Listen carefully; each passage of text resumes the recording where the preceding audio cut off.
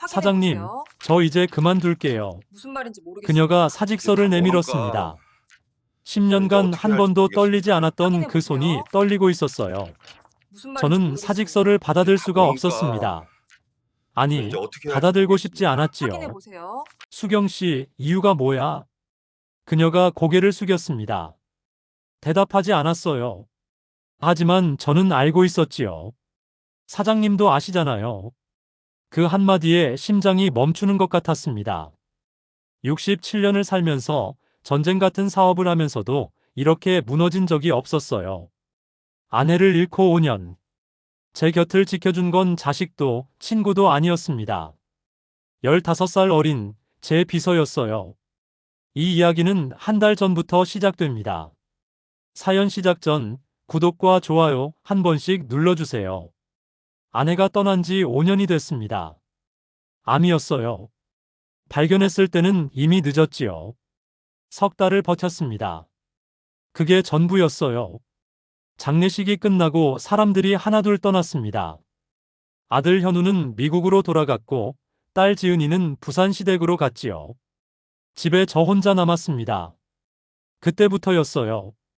아침에 눈을 뜨는 게 무서워진 건 오늘 하루를 또 혼자 보내야 한다는 사실이 숨을 막히게 했습니다.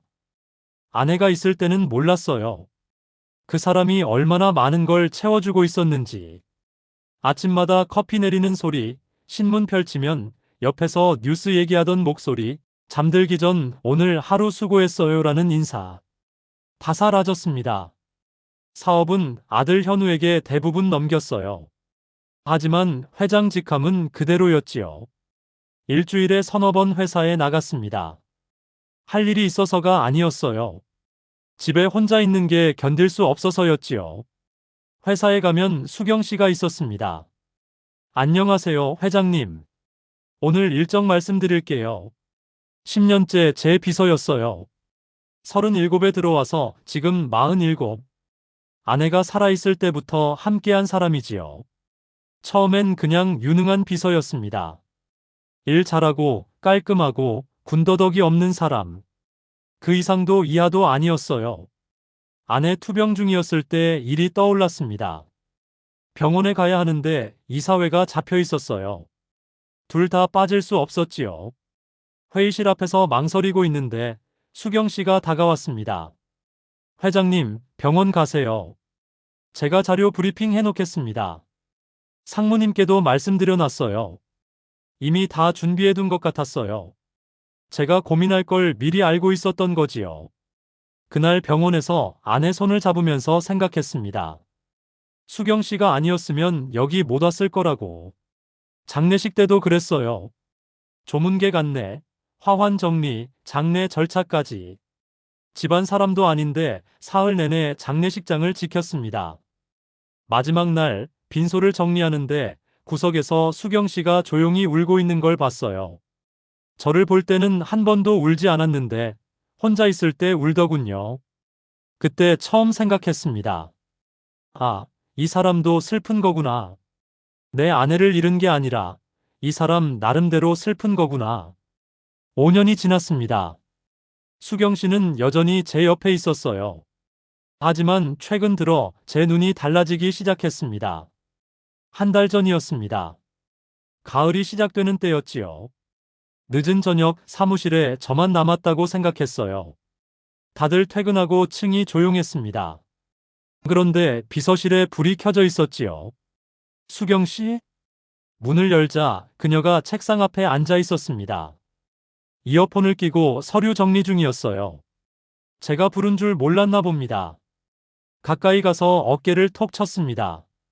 그녀가 깜짝 놀라 돌아봤어요.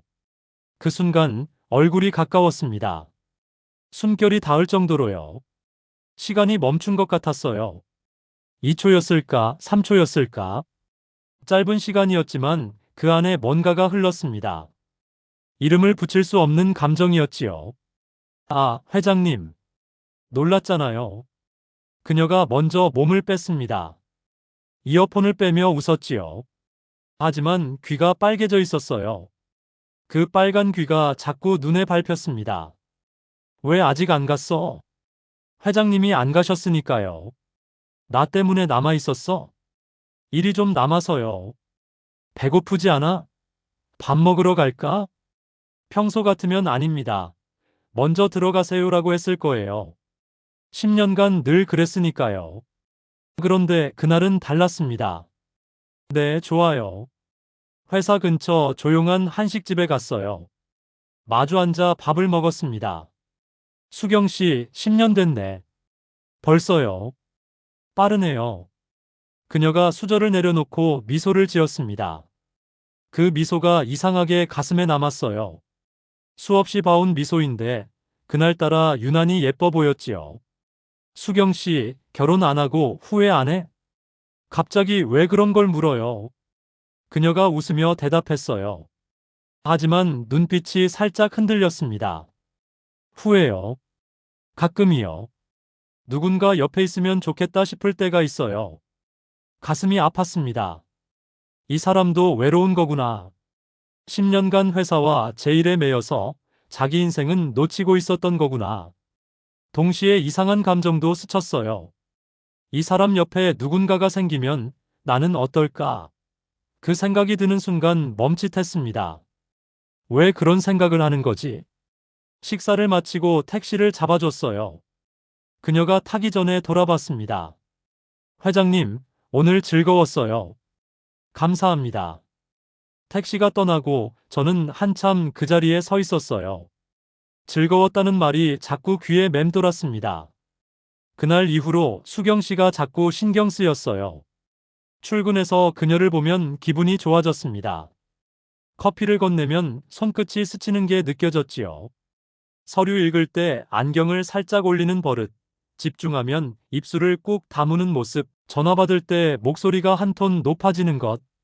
10년간 옆에 있었는데 왜 이제야 보이는 걸까요?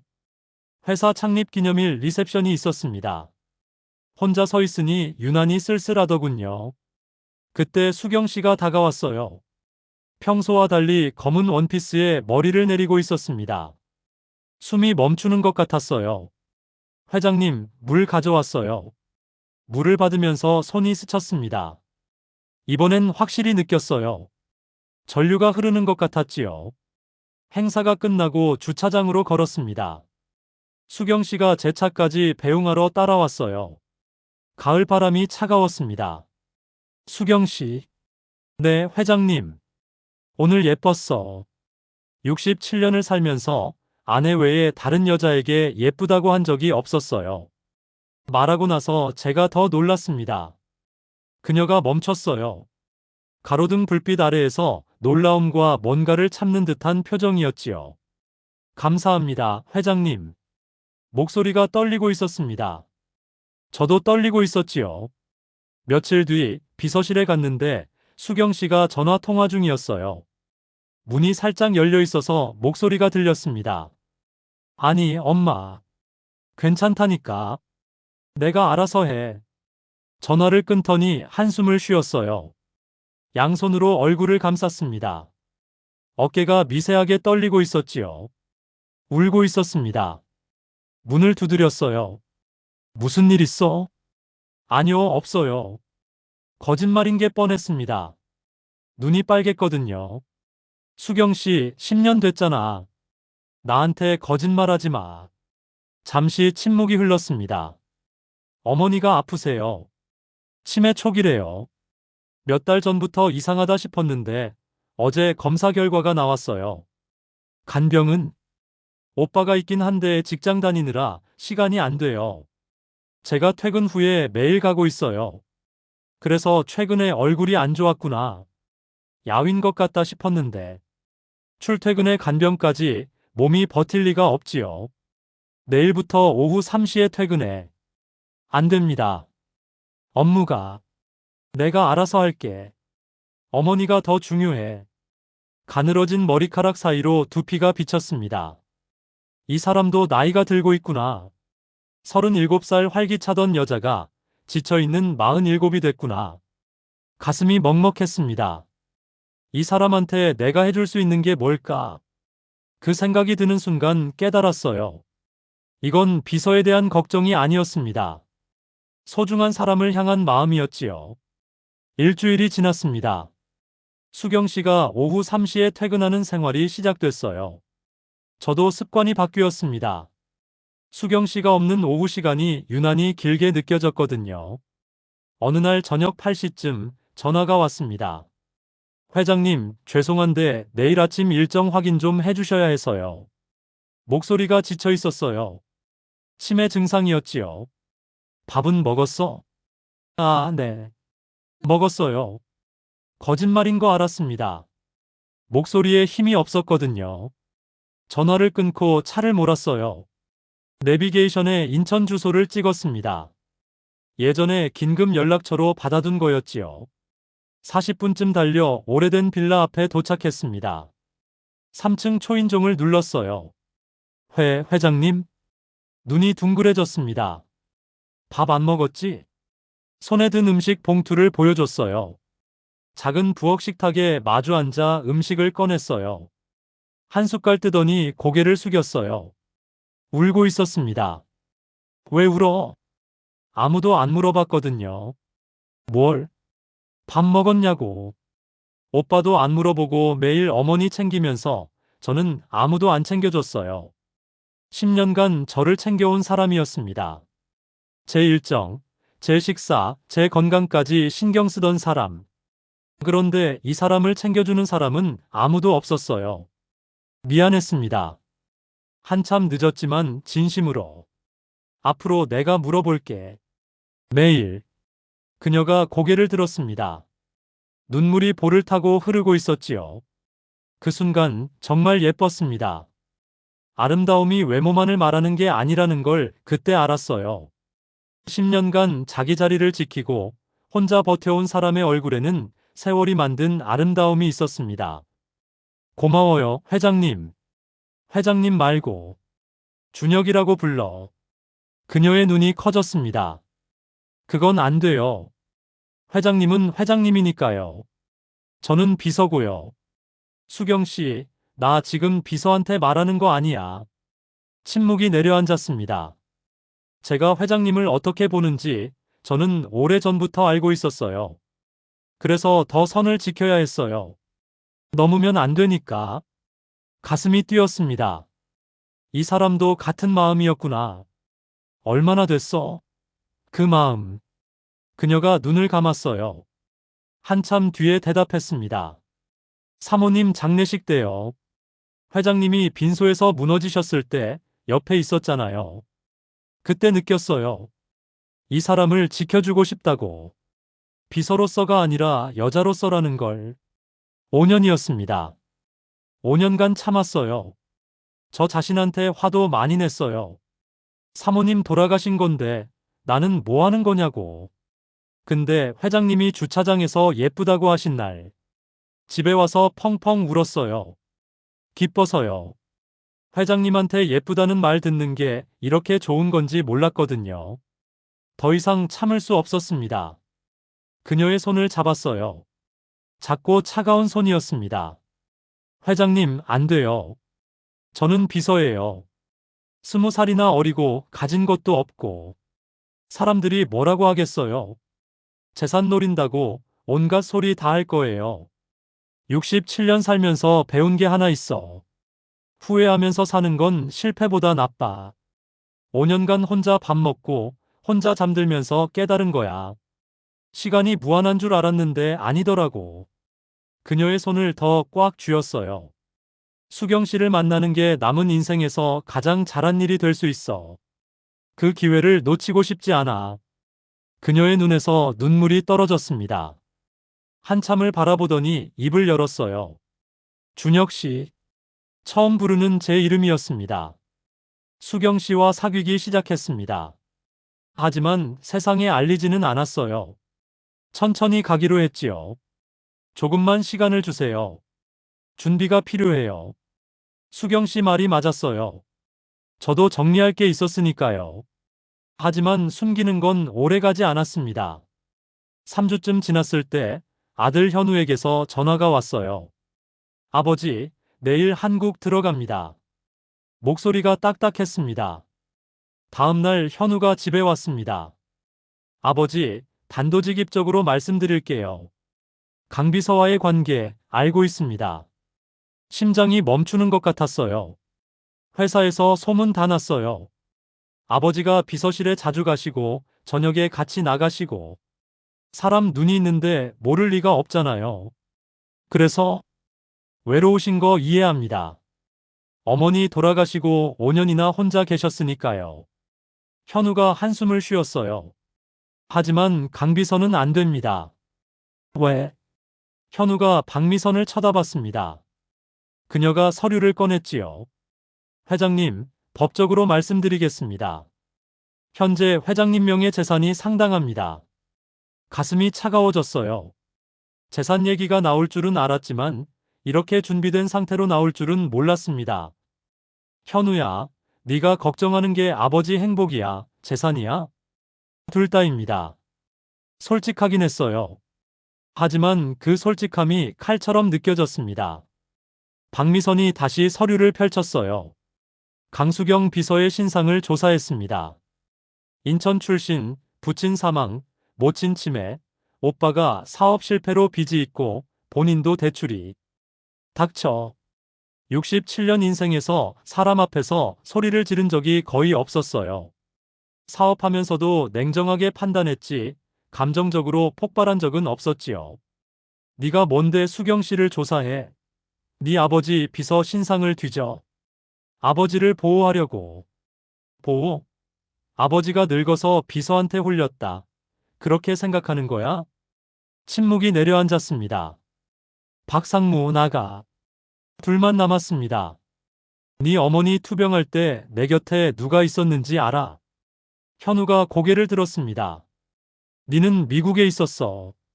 지은이는 부산에 있었고 수경 씨가 사흘밤을 장례식장에서 잤어. 회사 일 다 처리하면서. 현우의 표정이 변했어요.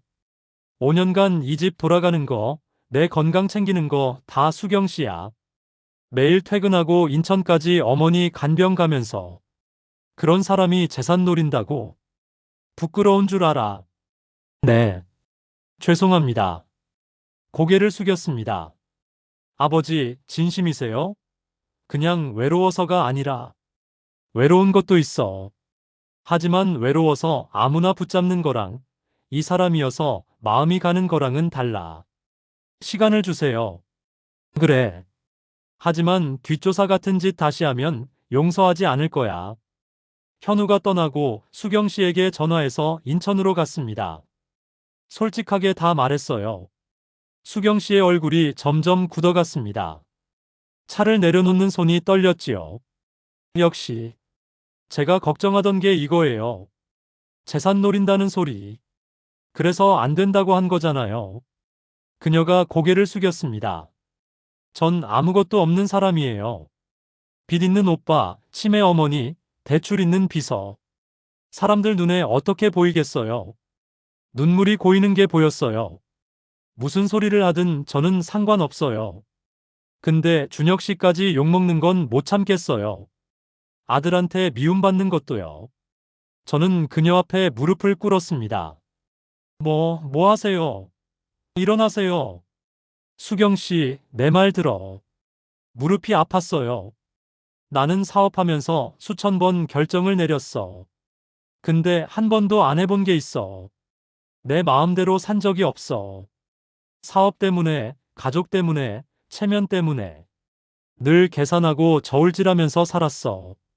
그녀의 손을 잡았어요. 수경 씨 만나면서 처음으로 계산 없이 뛰는 심장을 느꼈어. 이걸 놓치면 평생 후회할 거야. 일어나세요. 무릎 아프잖아요. 그녀가 제 팔을 잡아 일으켜 세웠습니다. 하지만 손을 놓지 않았어요. 진짜 후회 안 하실 거예요? 사람들이 뭐라고 해도 상관없어. 아들분이 끝까지 반대하면 내가 설득할게. 시간이 걸리더라도. 그녀가 한참 저를 바라봤습니다. 눈물 젖은 눈이었어요. 그 안에서 뭔가가 무너지는 게 보였습니다. 10년간 쌓아온 벽이었지요. 준혁 씨, 저도 후회하고 싶지 않아요. 그녀를 안았습니다. 처음으로 아는 거였어요. 작았어요. 생각보다 훨씬 매일 당당하고 꿋꿋하게 일하는 모습만 봤는데 품에 안기니 이렇게 작은 사람이었습니다. 그녀도 저를 안았어요. 처음엔 조심스럽게, 점점 세게.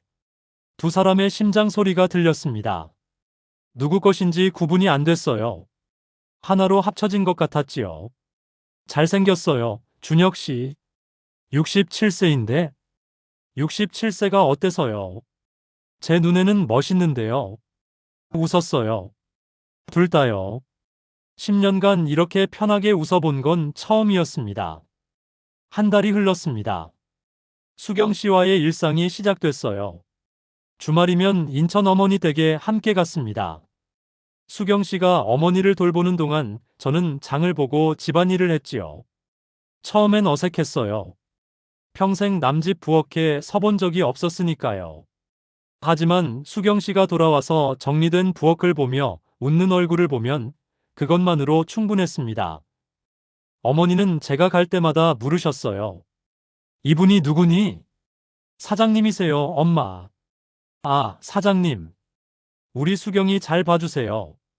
매번 같은 대화였습니다. 치매 때문에 기억을 못 하시니까요.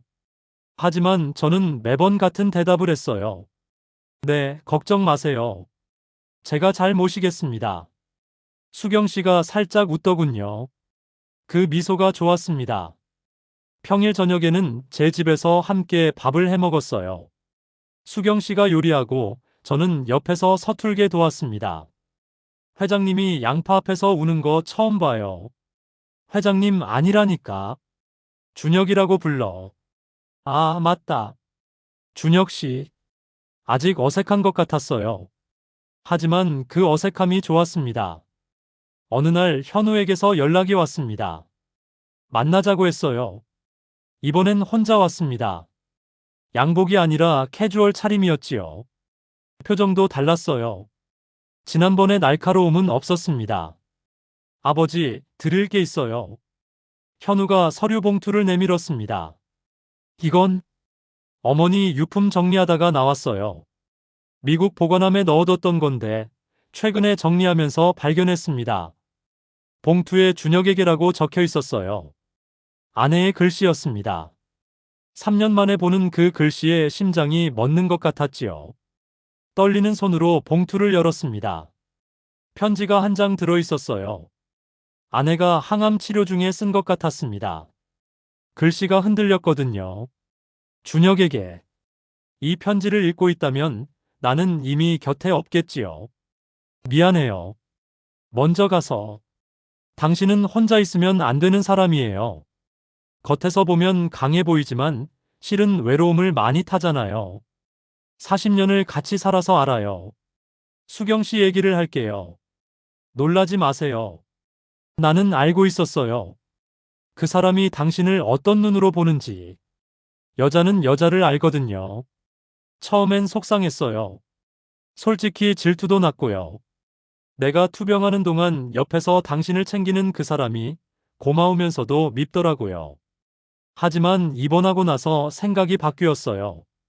내가 없는 자리를 그 사람이 채워줄 수 있다면 그게 나쁜 일일까요? 수경 씨는 좋은 사람이에요. 10년간 봐왔으니 알아요. 당신을 진심으로 아끼는 사람이에요. 그냥 비서가 아니라 진심으로요. 준혁 씨 행복하세요. 제발요. 눈치 보지 마세요. 현우 눈치도 세상 눈치도. 당신은 행복할 자격이 있는 사람이에요. 많이 사랑했어요. 40년 동안. 그리고 앞으로도. 당신의 아내 은정. 편지를 읽는 동안 눈물이 멈추지 않았습니다. 은정이가 알고 있었어요. 다 알고 있었습니다. 질투하면서도 속상하면서도 결국 저를 걱정한 거였어요. 죽고 나서까지. 종이 위에 얼룩이 있었습니다. 은정이도 울면서 쓴 거였지요. 현우가 조용히 말했어요. 아버지, 저도 읽었습니다. 눈이 붉어져 있었습니다. 어머니가 이렇게까지 생각하고 계셨는지 몰랐어요. 제가 그동안 너무 제 입장만 생각했습니다. 현우가 숨을 고르더니 말을 이었어요. 강비서님께 사과드리고 싶습니다. 제가 너무 심했어요. 뒷조사까지 하고. 저는 한참 동안 편지를 들고 있었습니다. 은정이의 글씨를 손끝으로 쓸었어요. 고마워, 은정아. 마음속으로 말했습니다. 행복할게. 일주일 뒤 현우가 수경 씨를 만났습니다. 제가 자리를 만들었지요. 강비서님, 아니. 수경 씨. 현우가 고개를 숙였어요. 죄송했습니다. 제가 무례했어요. 수경 씨가 놀란 표정을 지었습니다. 아닙니다. 도련님 입장에서 당연한 거예요. 아닙니다. 당연한 게 아니에요. 어머니 편지를 읽고 많이 반성했습니다.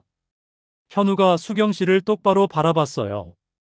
아버지 잘 부탁드립니다. 수경 씨의 눈이 붉어졌습니다. 고개를 숙여 인사했지요. 최선을 다하겠습니다. 그 모습을 보면서 가슴이 벅찼어요. 완벽하진 않았지만 한 발짝 나아간 거였습니다. 오늘 아침 눈을 떴습니다. 옆에 수경 씨가 있었어요. 잠든 얼굴이 평화로워 보였지요. 이 사람이 내 곁에 있구나. 매일 아침 이 얼굴을 볼 수 있구나. 그게 얼마나 큰 행복인지 혼자 살아본 사람만 알 거예요. 부엌에서 같이 아침을 준비했습니다. 수경 씨가 계란을 굽고 저는 커피를 내렸어요. 좁은 부엌에서 부딪히면서 웃었습니다. 오늘 뭐 하실 거예요? 수경 씨랑 같이 있을 거야. 일이 있잖아요. 일보다 수경 씨가 중요해. 그녀가 피식 웃었어요. 부끄러워하면서도 행복한 표정이었습니다. 평범한 아침이었어요. 하지만 이 평범함을 얻기 위해 67년이 걸렸습니다. 혹시 이 이야기를 듣고 계신 분이 있다면 말씀드리고 싶습니다. 나이는 숫자일 뿐이에요. 사랑의 자격 같은 건 없습니다. 지금 이야기가 마음에 드셨다면 다른 영상도 시청해주세요. 좋아요와 구독, 알림 설정은 무료입니다. 마음에 남는 장면이 있으셨다면 댓글로 나눠주세요. 여러분의 한마디가 다른 분께 깊은 울림이 됩니다.